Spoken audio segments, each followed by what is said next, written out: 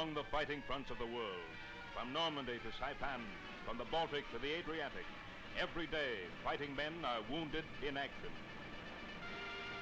Behind that short phrase lies a side of World War II not often headlined: the care of the sick and wounded by the medical services of the United Nations Armed Forces.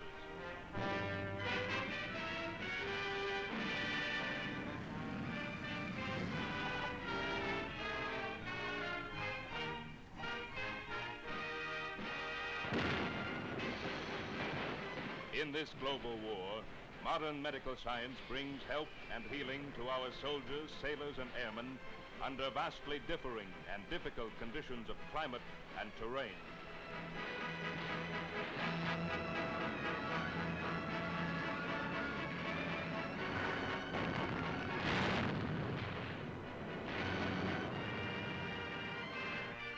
In World War II, high explosives and shrapnel inflict a larger proportion of flesh wounds, bone fractures, and burns than in World War I.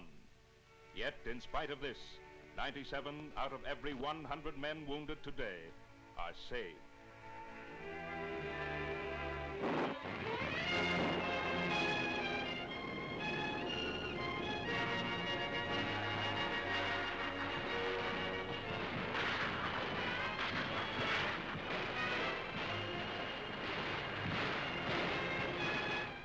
Front line, modern medicine's greatest asset is speed.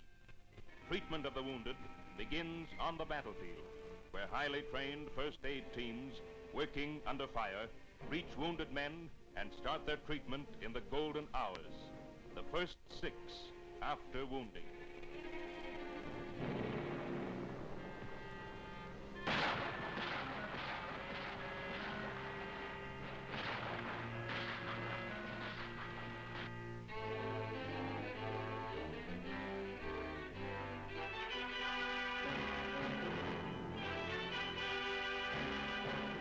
In the swift discovery and removal of wounded, new methods have been developed during the past 4 years. In Russia, Soviet nurses dropped by parachute onto advanced battle positions. In a single day, one of these aero nurses carried 100 men off the battlefield to the evacuation post.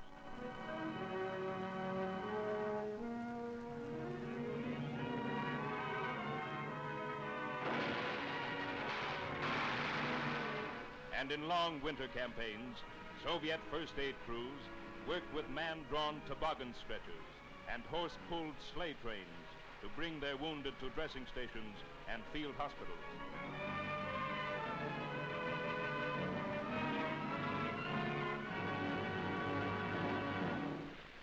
In islands of the South Pacific, where lines of communication are long and difficult, flying boats take the seriously wounded to base hospitals far behind frontline areas. During this war, the airplane serves as flying ambulance for the medical services on all fronts.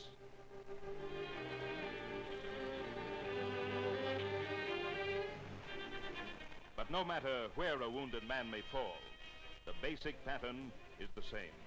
Skilled first aid, including blood plasma, sulfur drug, and penicillin treatments, is administered before he is moved. Every forward military movement runs on its own wheels. Field ambulances, field dressing stations, surgical units, transfusion units carry out life-saving operations within the fighting zone. As the battle continues, they are set up in readiness for the arrival of the first wounded.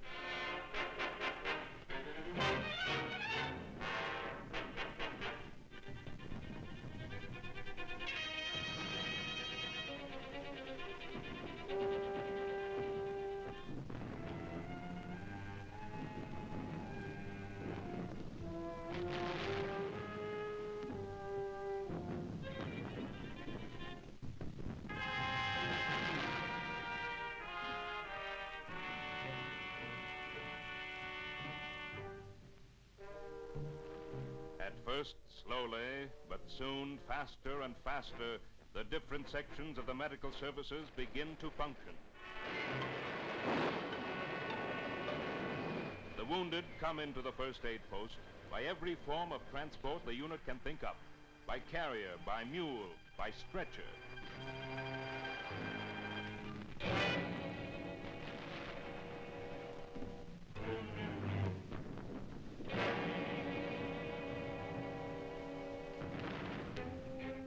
Wounded men receive clean dressings at the hands of their own medical officer. The first aid post acts as a buffer, which takes the first shock of battle. Canadian Army first aid posts work within 4,000 yards of the enemy lines.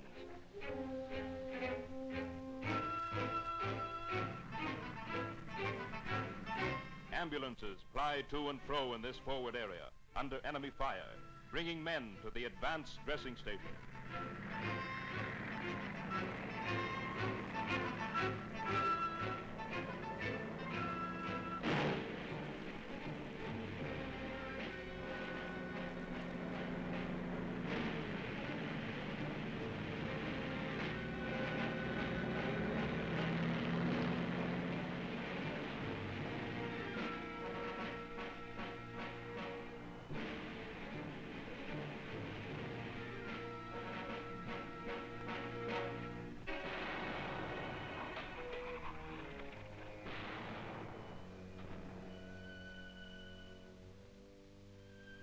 Here, at Advanced Dressing Station, all wounded are examined by highly trained doctors who decide the nature of the wound, its seriousness, and what treatment is required.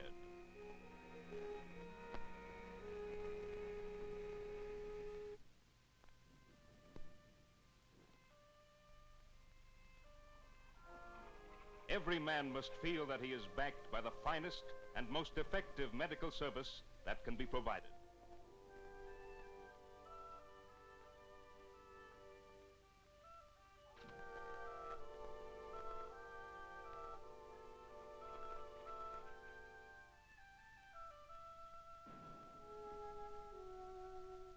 Wounded men are classified into 3 groups.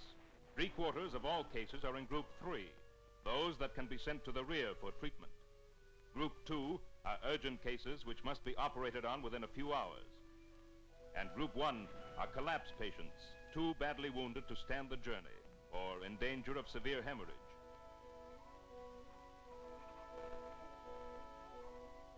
The field dressing station is the main center of resuscitation in the forward area and is equipped to carry out the greatly extended life-saving technique of blood transfusion. Group 1 is treated here for severe shock before being sent farther back for operations and other treatments.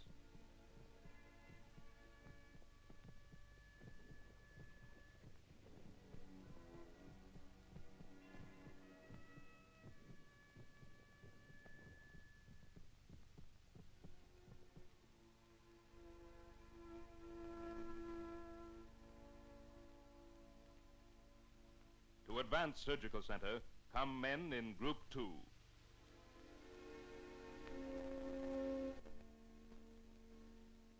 This case is typical of the sort of casualties which come here for treatment. In the last Great War, he would have been lucky to get through.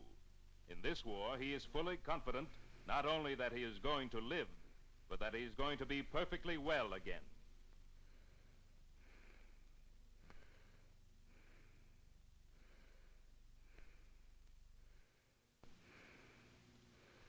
By the plan which the medical services have built up out of the experience of the last 3 years, the patient, when he arrives at Advanced Surgical Center, has already been treated for shock, which used to be fatal to so many.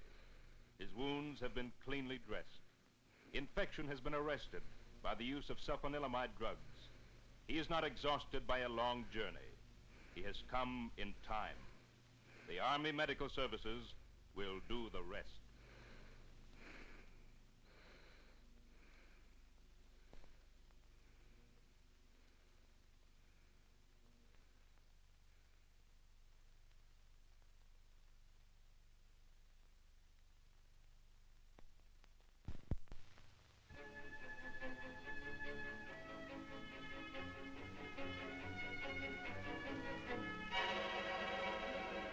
From the forward medical units, some casualties are moved through the casualty clearing station to base hospital, where modern facilities are provided for even the most specialized type of treatment.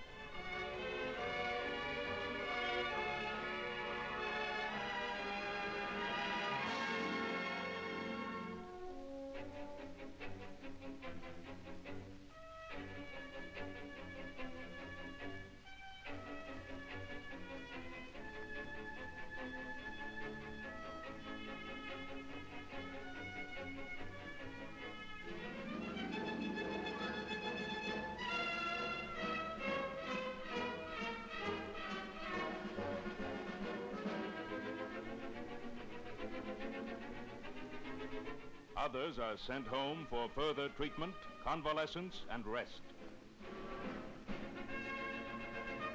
The transportation of wounded men is not easy. It requires more than just vehicles and space. It requires a staff of men and women trained to work swiftly, gently, and patiently, who supervise the embarkation of the wounded and look after them during the journey.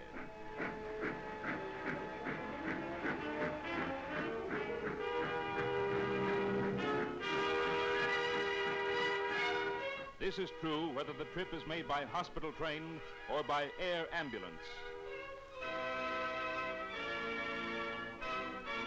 In the North African campaign, more than 15,000 wounded were evacuated by air, and the aero ambulance has played a major part in taking wounded from the Normandy front to base hospitals in England.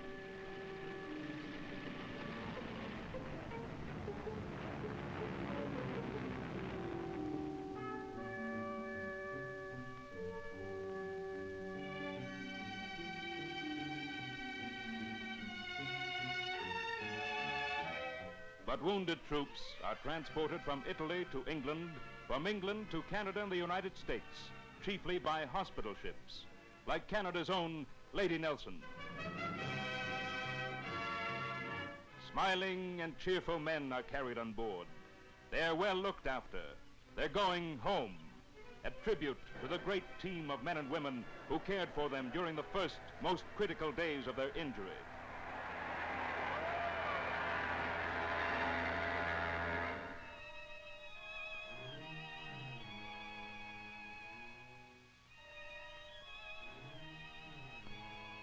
Away from the roar and blood of battle, away from the cheers of men homeward bound, behind the frosted doors of laboratories is another team of men and women.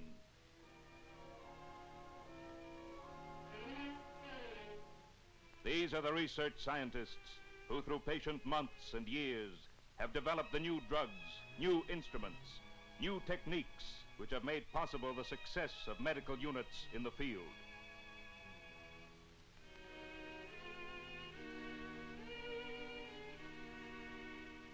Through their studies of the nature of blood, blood plasma in its various forms is in general life-saving use.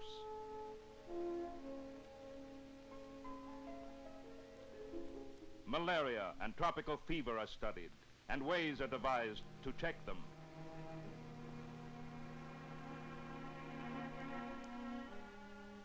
Through the bacteriologist's microscope, more than one miracle of healing has come to light. One of these is penicillin. Alexander Fleming, a Scots research specialist working in London, in 1928 discovered that a liquid made from a mold, similar to that which grows on stale bread, was 3 times as strong a germicide as carbolic acid. From this discovery grew the modern penicillin industry.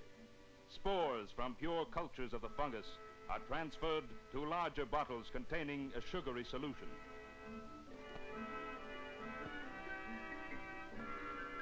These bottles are placed on racks in special temperature-controlled rooms, while the mold grows on the surface of the liquid. The drug, penicillin, is obtained from the liquid upon which the mold grows, and this liquid is decanted off and collected. After a refining process, the liquid is evaporated in small glass phials